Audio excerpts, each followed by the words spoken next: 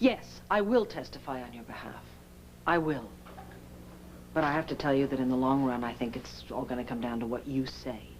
And whether you are sitting in that courtroom because you love your daughter or because you hate your wife. I wish you well.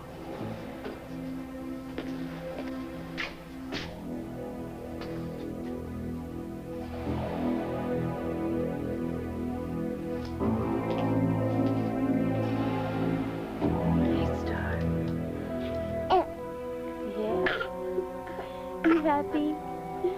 Can you go into bottle? You know what? Tomorrow's going to be a very special day. Do you know what it is? Huh?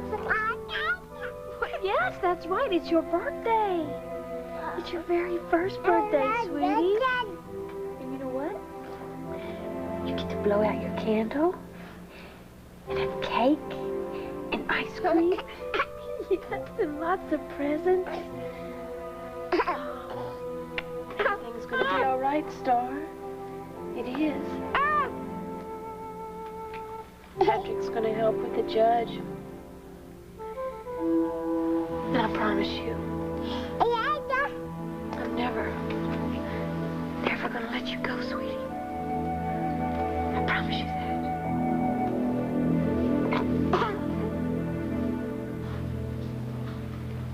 that. But only Todd... What do you think, the gingham comforter or a cotton knit blanket? It doesn't matter. I think the gingham. It's much more festive, much more birthday party. Would you please listen to me? Look, I tell you what, I want you to use this one. It's going to match your dress, okay? So every and you know day. what?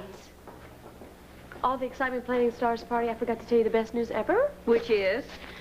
Patrick is going to testify on my behalf. At the custody hearing? Yes. Oh, Blair, that's fantastic, really. Oh, I can just see Patrick on the stand and Todd going in apoplectic purple and just throwing a fit like some sort of Roman candle. There's nothing like marginal psychotic behavior to sway a judge. I think I need to hurry up. Hello, blah, blah, blah, blah. Okay, they're expecting the baby at the club, aren't they? We need to go. All right, I'll go get her up from her nap. Excuse me. Fine. Kelly, what's with you? I've been trying to get your attention all morning. Right. Okay, we've got a major trouble coming all the way from St. Martin. Try that again, and this time don't talk in code. Max Holden, Maggie Carpenter went to St. Martin pretending to be this humongously rich couple, okay, just to trap, excuse me. This is about Olivia. Olivia. Olivia is a name from the past, okay? Olivia is now nothing. Oh, and speaking of nothing. I've got a birthday present for Starr. Oh, really? Oh, let me guess. A collection of faked passports? You're a riot, Dorian. And you're trespassing. Thomas, would you see that he leaves the property and never enters Come on, it just again? give me a break here. It's my kid's birthday. Yes, Todd, her first. And you're going to miss it. Just like you're going to miss them all because you're not going anywhere near her.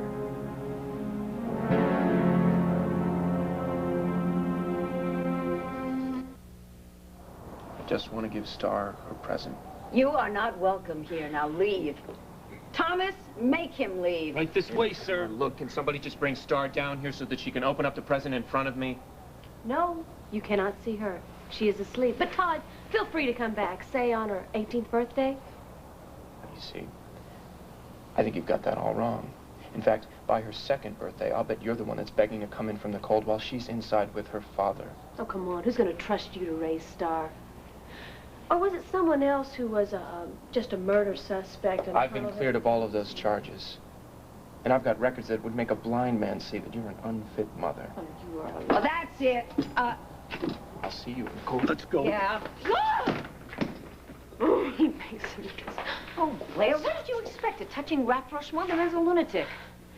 Look, honey, you're shaking like a leaf. Why don't you just go upstairs and just take a little nap for a little bit? She's right. All right. Poor thing. Oh, look, we're not doing so well ourselves.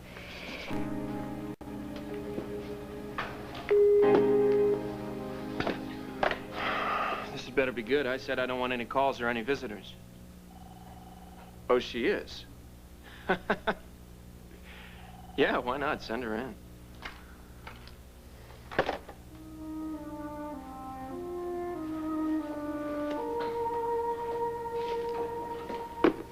Todd, thank you for seeing me on such short notice. This is no notice. So what's this exclusive you keep yapping about? That last one about Poseidon cost me a bundle. And then Carlo had to go and get dead. Yes, I know, and his killer's still at large. And as mayor, I'm doing everything I possibly can to make certain that that murder is apprehended and prosecuted. Oh, yeah. Well, let's fast forward to something interesting. All right. Have you heard Hank Gannon mention one word about Carlo's will? No. Well, it exists. I found it several weeks ago, and I immediately turned it over to Hank. Now, Hank is sitting on the details, and I don't have to. For example, do you know who Carlo named as his sole beneficiary? Guess it wasn't you.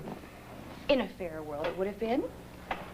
But no, he named Antonio Vega as his sole beneficiary, which gives Antonio every reason in the world to have killed him. Oh, goodbye, boss. Hello, boss's money. Is that what you're trying to say? Yes. So, lo and behold, there's now a warrant out for Antonio's arrest. Well, the connection is obvious. If I hadn't gotten that will to Hank, Hank wouldn't have focused so pointedly on Antonio. So, I am responsible for leading the police to Carlo's murderer. I want you to print that. What, in the Sun? Mm-hmm. Naturally, you can say that the source was an anonymous, reliable, high-ranking person. But don't you think the citizens of Landview have a right to know that their mayor's working hard to keep their streets safe? You're working hard to keep your job and stay out of jail. I have done a lot for this city. I am utterly devoted to Landview. And what good would I be locked up? Well, that depends who you ask. Fine. I'll get a reporter right on it. Oh, Todd, I would really prefer if you handled this personally.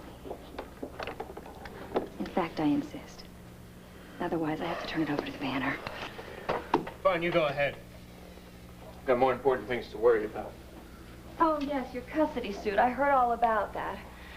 Oh, a battle over a child is a terrible thing, especially if you lose. Maybe I can help you. And then maybe you can help me.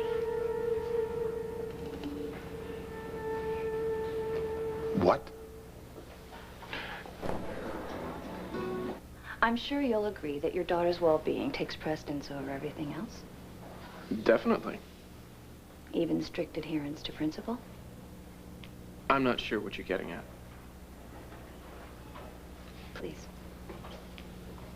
As a father, you are at a distinct biological disadvantage. Generally, courts don't grant custody to fathers unless they can prove that the mother is either an out-and-out tramp or she is completely unqualified to The rear tramp part is child. easy. She's pregnant with Patrick Thornhart's baby, Ireland's little gift to the poetically challenged. Well, that's wonderful news for your case. A judge likes nothing more than evidence he can see.